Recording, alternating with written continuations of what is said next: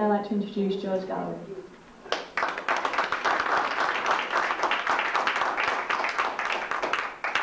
Bismillah ar-Rahman ar-Rahim. Chair, distinguished audience, brothers and sisters, comrades and friends, wassalamu alaikum.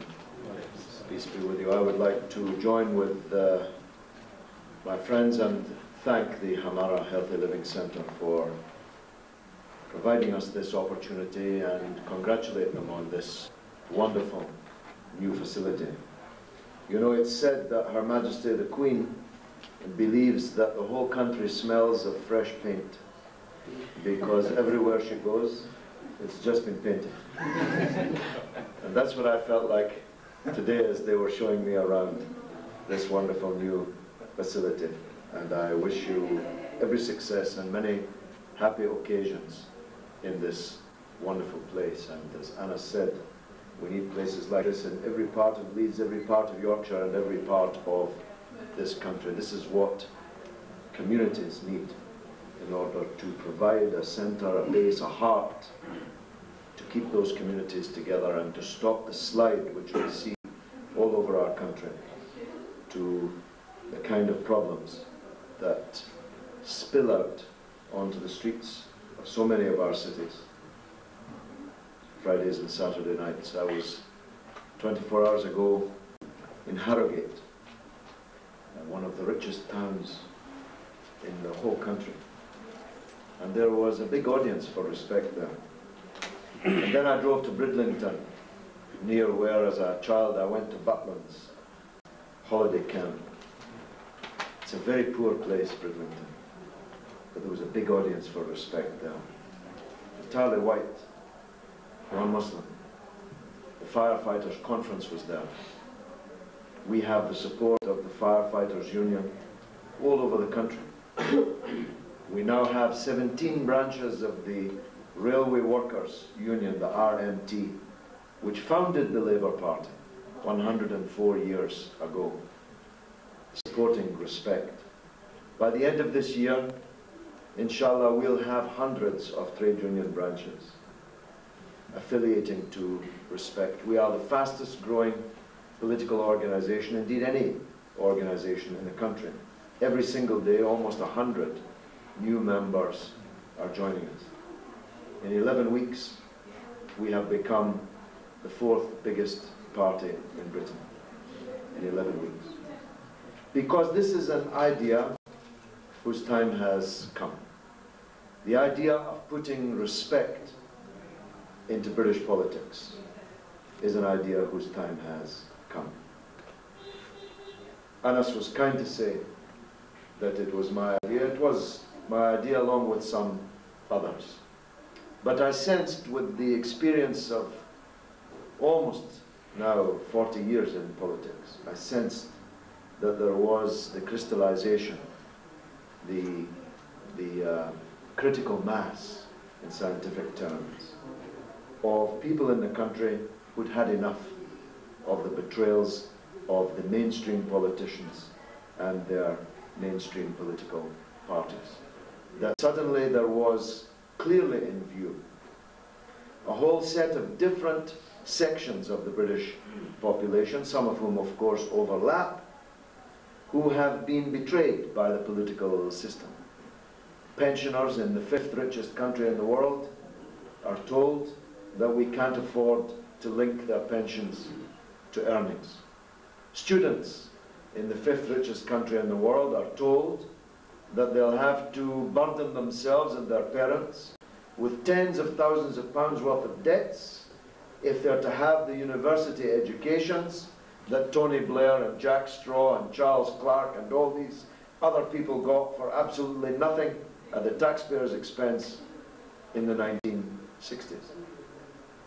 That people who depended on the health service, on public transport, on the railways, people who depended on public services of all kinds, and who were facing a diet of privatization and of withdrawal of services and the starvation of those services of vitally needed expenditure.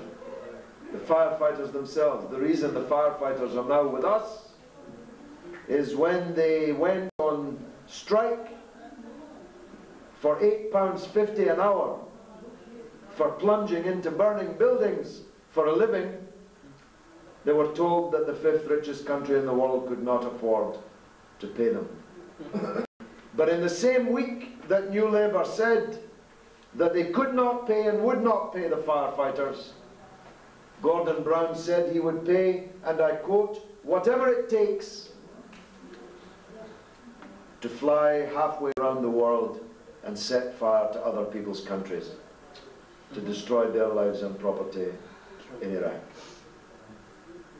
And of course, Britain's minority populations, particularly the Muslims, have in a way been betrayed most of all. As my friends have said, this is a community that has loyally supported Labour with 80% of its votes at election after election. And yet, no sooner were they in office, when they were enacting immigration law after law, asylum law after law, anti-terrorism law after law, fighting war after war,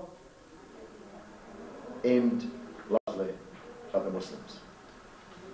In this great county of Yorkshire, in Rotherham, it's not far away, I don't think, a few miles away, there's a Labour Member of Parliament called Dennis McShane. In fact, his name's not Dennis McShane. I'm one of the few people in the country who knows that his name isn't Dennis McShane. He has a Polish name. He changed his name because he wanted to become a real pucka Englishman. That's what he wants you to do. He wants you to put away your hats and your beards and your customs and your religion and your way of life and your memories in a drawer. Take them out maybe for weddings and funerals and put them back in the drawer and support the English cricket team as if when they're playing Pakistan in the test matches. Because that's what he does. He doesn't tell anybody he's Polish. You don't know he's Polish unless you know him as well as I know him. And when those bombs went off in Istanbul against those British targets, this same Dennis McShane wrote a press statement on Foreign Office notepaper warning you, warning his own electors, warning the Muslims who'd voted Labour in overwhelming numbers, that they had to choose, he said, between terrorism and what he laughably described as the British way of peaceful dialogue and non-violence. This from a minister in a government which had just devastated the world with war, when millions of us were outside in the streets beseeching him to try political dialogue and non-violence instead. I tell you, these people do not deserve your votes. And if you continue to give them your votes, you deserve everything that you get. Because why should they stop? Why should they stop betraying you if you continue to back them after every betrayal?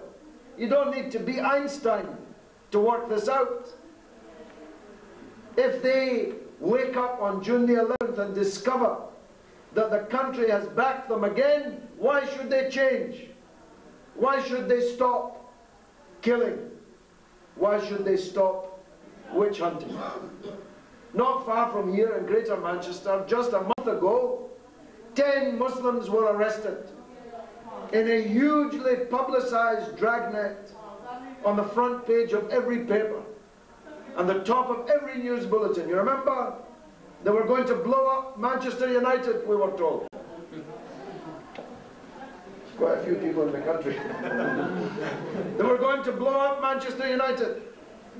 It was clear the intelligence services had caught them in the act, red-handed, if you'll forgive the pun. 1 month later, all 10 of them have been released without charge. It was all a lie. It wasn't true. But the Muslim community in Greater Manchester had already been found guilty. The areas from which the young men came had already been designated as terrorist areas. There have been almost 700 British Muslims arrested under David Blunkett. Another Yorkshireman, what's wrong with this place? David Blunkett's anti-terrorism laws. Almost 700 people have been arrested. Less than 1 in 10 of them have come to trial. That means 9 out of 10 of them have been freed without charge after having been plastered all over the media as guilty. Often ministers declaring them guilty minutes after they've been arrested. And of the 1 in 10 who have come to trial, less than 1 in 10 have been found guilty. And only 2 of them have been found guilty on terrorism charges. 2 out of 700 people. Yet the Daily Express and the Sun and the gutter media in this country has got the whole country thinking that there's a 5th column in its midst, just waiting to harm them, just waiting to destroy the country in which those people themselves are living and their children are being born. That's Blair's Britain. That's New Labour Britain. And of course, when we raise our eyes to the international horizon, the picture is even more grotesque. Let me add my voice to what Anna said. The ritual barbarity of the way in which this American hostage was killed yesterday is utterly repugnant. Utterly repugnant. All executions, for me, are repugnant, including the 152 executions signed by George W. Bush as the governor of Texas, when he turned Texas into the execution chamber of the Western world. I'm against this kind of behavior. But I warn now, as I do on every platform, all foreigners should leave Iraq. We don't want to hear tearful families saying their sons were only trying to rebuild Iraq. Iraq doesn't need anybody to come from Philadelphia to rebuild it. The Iraqis are, and you have one of its finest sons here in Anas al-Takriti. Iraq is the country where the alphabet was invented, where numbers were first written down, where paper was first used, where agriculture was first planted, where Abraham walked. They don't need white men from Philadelphia to rebuild Iraq, or from England for that matter.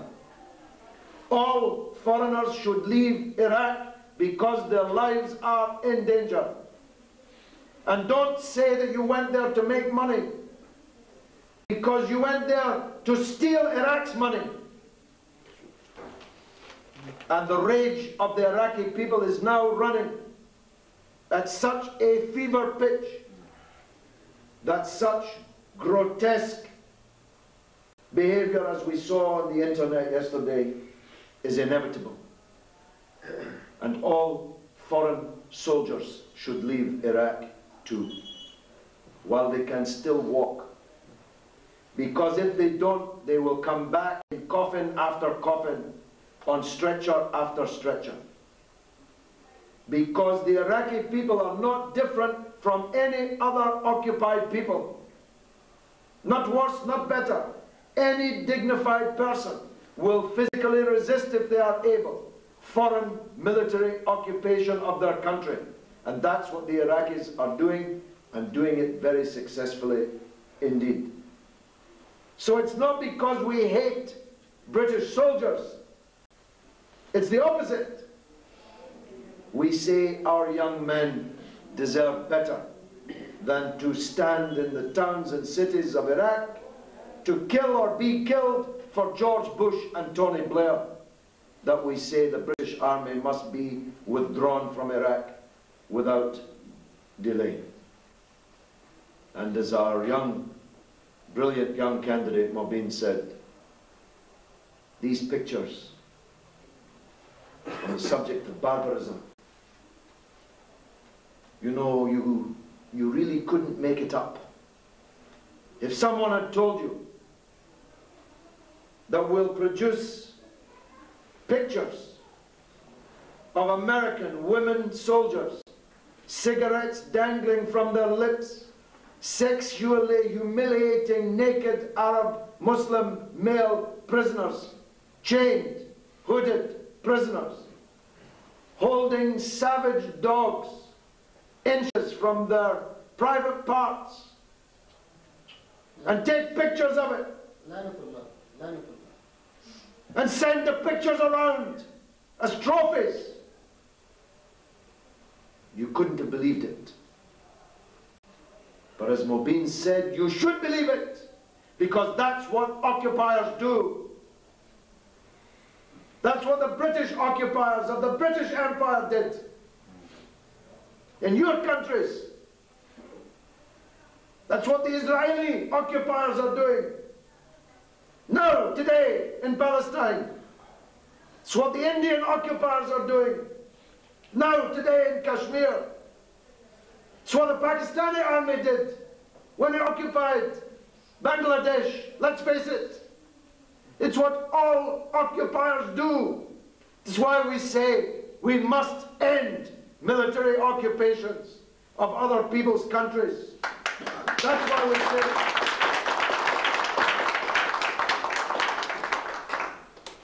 And our political leaders all say, every one of them says, we must continue down this road. Blair, Howard, and yes, Kennedy. Kennedy got out of bed on a Sunday morning, which isn't normal for him, let me tell you that, and went on the David Frost show and said, we've started, so we must finish. We must go on with the occupation. We can't walk away now. Well, you better walk away, Charles, while you can still walk away. If we don't pull our country out of this axis of evil, which begins in Washington, runs through Downing Street, and ends in Sharon's cabinet room in occupied Jerusalem, then this world is going to continue to spiral out of control in uncontrollable violence and fear. We don't want a Britain that turns back to the future. We don't want to live in a Britain that occupies other people's countries and steals their things. And the only way we're going to stop it, because we've tried demonstrating. Demonstrations are necessary, but they're not sufficient. Millions of us marched, and we didn't stop it. We all feel like this, but it's still going on. The only way to stop it is to punish at the ballot box the people responsible for it. It's really not rocket science. You either want Blair to think he's got away with it, or you want him to know that he didn't get away with it. And that's why we need you. Now, I have been speaking myself hoarse for more than 30 years of my life on these causes: Palestine, Kashmir. I hold the two highest awards in Pakistan: the Hilal-e-Qaid-e-Azam, the Hilal-e-Pakistan, for my work on democracy in Pakistan and on Kashmir. I've exhausted myself and I've thrown out of the political system, fighting for these causes. Please don't leave me standing on my own. We need these young men elected from Yorkshire and the Humber, and it can be done. It can be done. You don't even have to go to the polling booth to do it. It's coming through your door as a postal vote. Please, gather your family, gather your friends, your community, persuade them of this, and make sure that these ballots are cast when they come through your door on the 23rd of May. Thank you very much.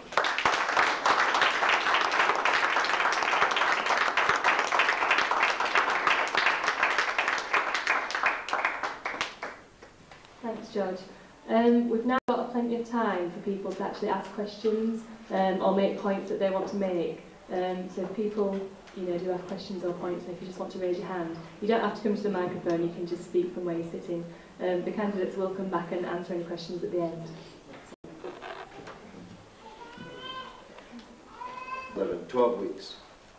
And in that time, as I say, we've become the fastest growing organisation, and we're everywhere. If I tell you just the spread of the railway union affiliation, it starts in Carlisle on the Scottish border and it finishes on the south coast in Portsmouth. It is extremely widespread amongst young people who were the most committed to the anti-war movement. If you were on those demonstrations, you will have been struck, as we all were, by the overwhelming salience of young people on these demonstrations. Of course, Muslim populations around the country are a critically important part of this coalition. And the places that are in this Euro constituency, Leeds, Bradford, Halifax, Wakefield, Dewsbury, these are Sheffield, Rotherham, these are all places where you have a big number of the indigenous population, working class people, trade union people, young people who were with us on the anti-war movement, and a big concentration of Muslim voters. That's why I think Anas and Mobeen have a real chance of winning. And can you imagine how it would transform the landscape? How different the European Parliament would be if you had two voices like that speaking for you in Europe, and the French government comes along to tear the hijab from young French girls. If we had two men standing with the eloquence and power that they have, representing you, I bet you don't know who your members of the European Parliament are. I go, at every meeting I ask, I offer £5 to anybody who can name me 2 members of the European Parliament from their constituency, and I'll tell you, I've still got the £5 in my pocket. They're a bunch of nameless, faceless, voiceless creeps who do what they're told and pick up their cheque, plenty of cheques, by the way, if the newspapers are to be believed. They're doing nothing for you. They're not speaking up for you at all.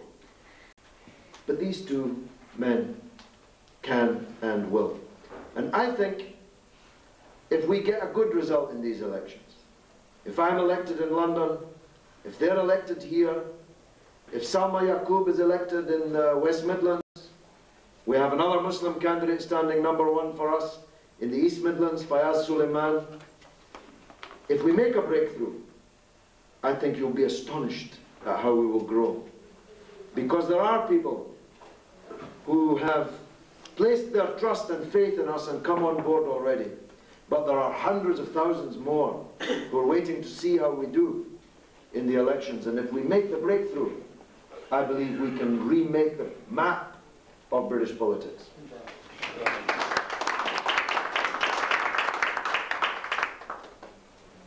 Okay, is there anyone else that's got a question or a point they want to make? We understand this fact is always standing up for the European Parliament. So how do we expect them to play a part in both British politics? Okay. Actually, we're standing in the Greater London Assembly elections, and for London Mayor, and for the European Parliament, and for selected local council seats. Because, frankly, we're only 12 weeks old, and because the elections to the European Parliament and the London Assembly are proportional representation elections, which of course means that everybody's vote counts the same wherever they live.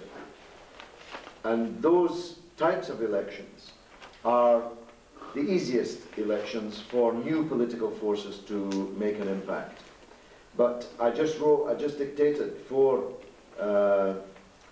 testimonies for 4 Muslim candidates who are standing for us in the local elections in Greater Manchester. There are some standing in Preston, I think 2. We have some council candidates standing in special circumstances. But by the time of the next election, by the time of the general election, when we will carefully target the worst war criminals, Jack Straw, watch out in Blackburn, David Blunkett, watch out in Sheffield. We'll target Dennis McShane, watch out in Rotherham. We'll target the worst of the betrayers, and we will stand concentrated general election campaigns against them. And by the times of the next local council elections, I believe we'll be represented in every town hall in the country.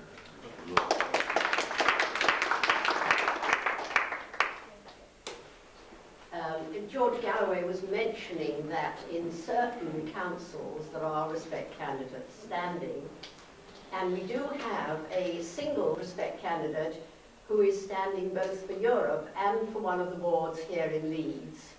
The ward is Hyde Park and Woodhouse, and you'll see our woman on the bottom row of our red leaflet here, Kath Owen. And she was formerly a member, and still is a member, of the Socialist Alliance, which is one of the groups that has joined the Unity Coalition in many parts of the country. And she is standing for Hyde Park and Woodhouse, so that people within that ward will be able to vote for her both as a member of the European Parliament and also for Leeds City Council. Thank you. Thank you.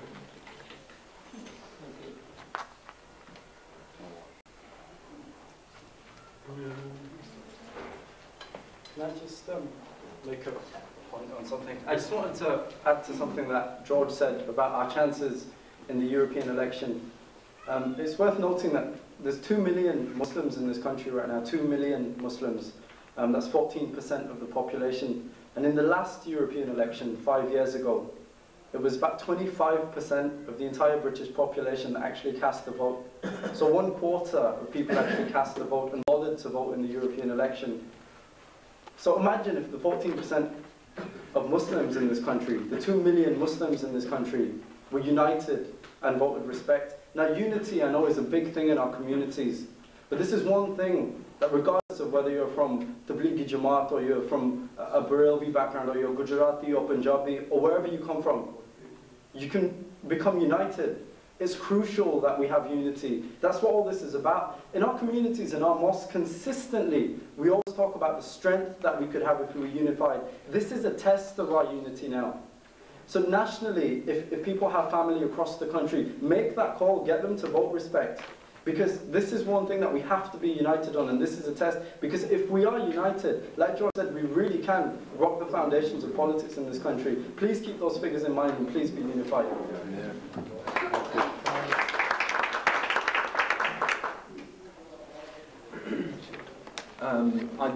I'd like to thank everyone once again for coming today. But what's important is that whilst we've heard some things that have impressed us, moved us, and possibly made us resolute to do something, I think it's important that we do something. And every single one of us here needs to leave with not only a conviction that this is the party to back, but also with a resolution on what to do as of the next 10 minutes, onto for the next 2 or 3 weeks until the 10th of June.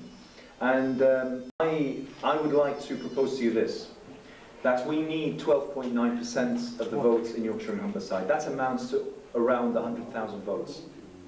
So it simply means that we can't rely on only who's sitting in this hall. We need to go out and we need to spread the word. And believe you me, there are wonderful meetings happening up and down the region. I was in Sheffield with George a couple of weeks ago, and at Sheffield United Football Club in the Platinum Suite. And when we entered, I thought, the organisers have just made a very big mistake, because it was a huge hall with more than 400 seats. And we thought, if even 100 people came, it'll look 3/4 empty. But it was full, it was packed. And most meetings, and on the same day we were at the Road Mosque, the UK Islamic Mission Mosque. And again, it was a full hall with more than 70 or 80 people from members of the mosque. So there's a lot of enthusiasm, there's a lot of willingness to accept something which is principled and something which provides a way out of the quagmire that we're in. But there's also something else which I appeal to you for, and that is that we are seriously short of funds. And I say this without any hint of exaggeration. Every single one who you see today is doing this totally away from the day job. No one is being paid to do this. George is travelling the country on his own expenses, travelling hundreds of thousands of miles every single year, and he's paying for his petrol. Every single one that you see, all the organisers, the people who are outside asking you to fill in the forms and the such, no one is being paid. But the papers that you're holding on to, you're going to take away and hopefully distribute and the such, we have to pay for those. We have to pay the printers, we have to pay, you know, for leaflets to go into envelopes and to be sent and the such, and we also have to pay for halls such as this. So I appeal to you that with your support and also the spreading of the word that respect is the party to back come the next European elections, it's also vital that you give as much as you can, and you also talk to others so that they give as much as they can. We don't have the major corporates or the money machines that back Labour and the Tories and the Lib Dems. We don't have that, but we have the strength of truth and the message of justice and of freedom and of equality, and supporting the weak and the needy and those who are destitute. That is where we get our strength. We don't need to be paid in order to believe that what we're doing is right. So I leave you with that. Thank you very, very much for coming today. Thank you.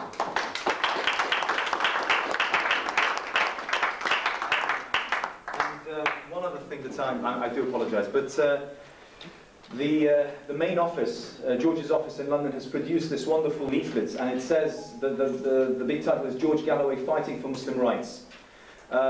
We are going to be copying and producing many, many thousands of these, and hopefully distributing them in mosques and local community centres and the such.